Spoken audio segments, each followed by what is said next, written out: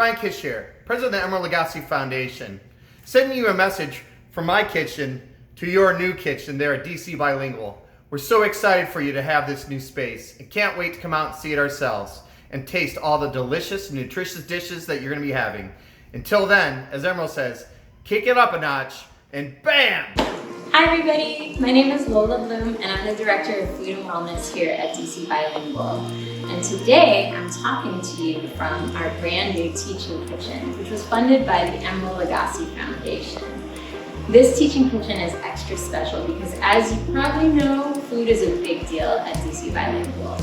Our families love to cook, our students love to cook, our staff loves to cook, and we cook in the building every single day. So now we're going to have this wonderful space where our students can learn how to cook the dishes from their homes, the dishes from other people's homes, the dishes that use the produce from our garden, and beyond that. So while we're here today, I just want to show you some of the parts. This is our teaching station. As you can see, we have a stove top for the teacher to use to talk to our future students in this big room.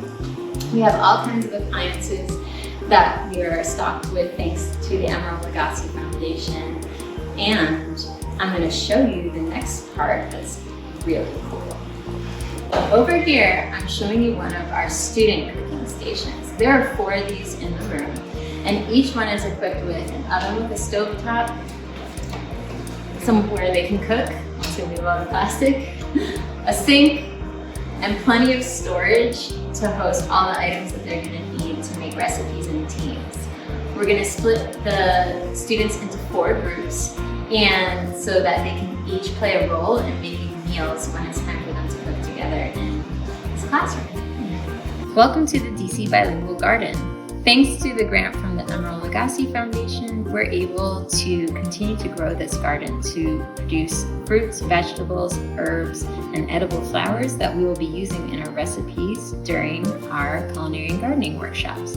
Right now, while we're virtual, we're using the garden to show children how things grow and how living things interact in nature to support each other's growth.